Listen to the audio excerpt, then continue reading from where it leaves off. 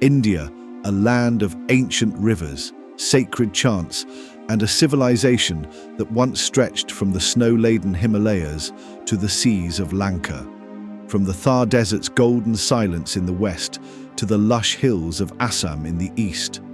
From the cradle of the Ganges in the north to the roar of the Indian Ocean in the south. This is Bharat, not just a nation, but a living civilization, older than memory, deeper than time. But beneath the vibrant colors and rising skylines of modern Bharat, there lies a wound that has not healed in over 75 years, a wound named Pakistan. To understand the enduring hostility between India and Pakistan, one must go beyond modern politics and borders and into memory, mythology, and the psyche of a civilization still reckoning with its past. India is a politically diverse country. However, the dominant ideology shaping India's politics today is the Hindutva. The Hindutva view dominates the narrative in India today, but it is important to note that India is a diverse country. India is also the land of Gandhi, Nehruvian secularism, the Ambedkarite movement, the left, and hundreds of regional and religious identities that do not align with Hindutva ideology. Modern Indian identity is deeply fractured, shaped by class, caste, language, region, and political affiliations. The psyches of a Tamil atheist, a Bengali intellectual, a Punjabi Sikh, and a Gujarati RSS member are radically different. In the worldview of Hindutva, the story begins with a betrayal. Not in 1947 with the creation of Pakistan, but over 1,000 years ago, when the first Muslim invaders crossed the Indus River and the Hindu Kush Mountains. From Muhammad bin Qasim to Mahmud of Ghazni, from Muhammad Ghori to Taimur the Lame, from the Delhi Sultanates to the Mughal Empire, Muslim rulers are seen not merely as conquerors, but as foreign colonizers who subdued the native Hindu civilization. They built empires on the ashes of temples, erected minarets where once stood mandirs, and established a culture that, in the Hindutva imagination, never belonged to Bharat. And this wasn't just military defeat, it was psychological subjugation. For nearly 8 centuries, India's heartland was ruled by kings who did not worship Bharat Mata, who spoke foreign tongues, and who rejected Vedic heritage. To many Hindutva thinkers, this long period of Muslim rule represents the beginning of India's fall, from a golden civilization to a fractured, colonized land. Then came the British. A second wave of colonization, this time not through the sword, but through trade, bureaucracy, and divide and rule. The British Raj became the next great trauma for Indian identity, but in the Hindutva narrative, it was not just the British who held India down, it was the legacy of centuries of Muslim domination that made India weak enough to fall in the first place. Many Hindutva intellectuals argue, had India remained under uninterrupted Hindu rule, it could have rivaled or surpassed China, led the world in science, philosophy, and prosperity. Instead, it became a subjugated nation, drained of wealth and dignity. And then came 1947, partition, the birth of Pakistan, a homeland carved out for Indian Muslims, was seen by many Hindus not as a solution, but as a betrayal. Centuries of rule, and now a final act of separation, a dividing of the motherland. A piece of Bharat Mata amputated to create a country based on a faith that in the Hindutva lens was foreign and never truly Indian. Pakistan, to many Indian nationalists, was not just a new nation. It was a reminder that even after independence, India could not escape the consequences of its past, that the outsiders had not only ruled, they had walked away with a prize. The pain of partition was not just emotional, it was also strategic.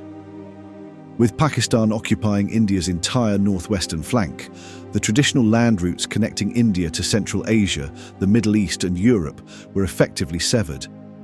India became geographically enclosed, hemmed in by the Arabian Sea to the west, the Bay of Bengal to the east, and the Indian Ocean to the south. Its only direct overland access to the wider world now lies to the north, through Pakistan. In contrast, Pakistan's geography offers strategic advantages. Bordering Afghanistan, Iran, and China, and positioned as a natural gateway to Central Asia and the Middle East, Pakistan sits at a critical crossroads of global geopolitics because of its geography and location. To Hindutva ideologues, this is not a mere accident of geography. It is a civilizational wound.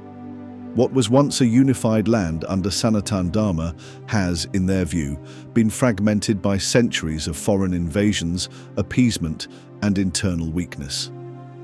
The division is seen not just as a political tragedy, but as a betrayal of India's sacred geography, a historical injustice that continues to shape nationalist sentiment today. To Hindutva, the only way to truly heal the wounds of the past is to reverse history. That means restoring Hindu pride, correcting what they see as false secularism, and establishing Hinduism as the state religion. And, in the most extreme visions, reclaiming the lands lost to foreign rulers, including, implicitly or explicitly, Pakistan. This isn't just nationalism, it's civilizational revivalism, an ambition not just to match past glories, but to avenge past humiliations.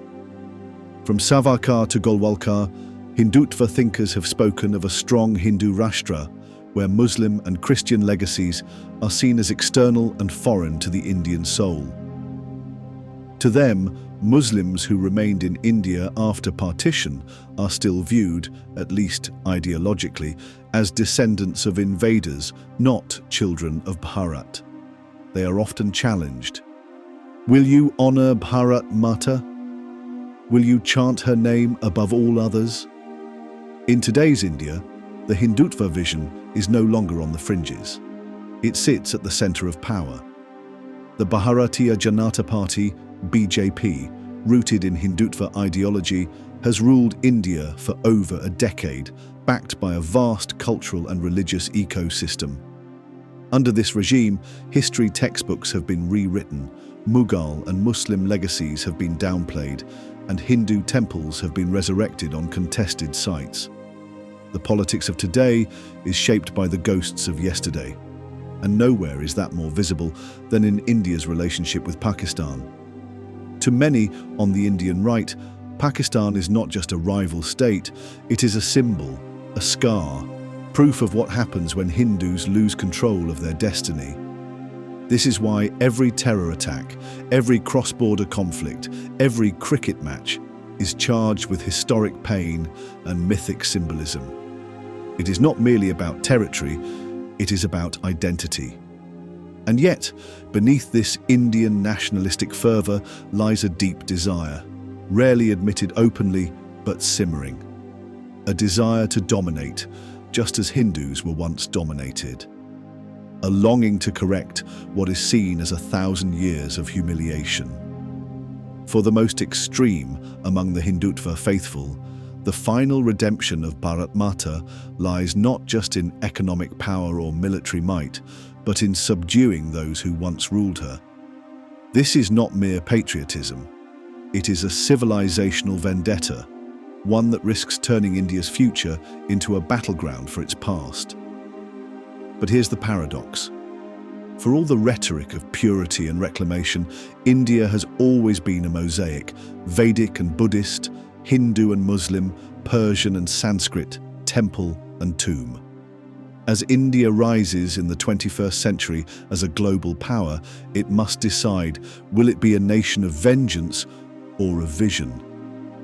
The answer may not lie in war rooms or manifestos, but in the soul of a people still wrestling with who they were and who they want to become. Can a civilization built on layers of history survive the attempt to flatten it into a single narrative? And can a people who suffered the trauma of colonization resist the temptation to become colonizers in return, in thought, in memory, in politics?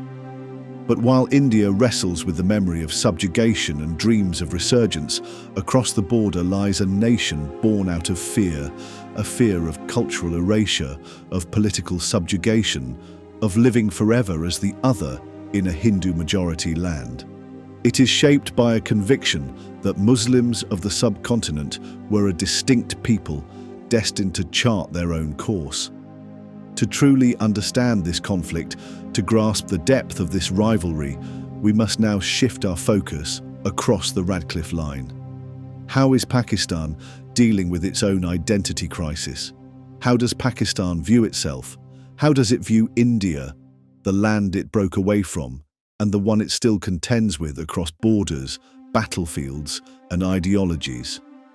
In the next episode, we journey into the Pakistani psyche, the worldview of a nation that sees itself as both a protector of a legacy and a defender of a cause. This is not just a conflict over land.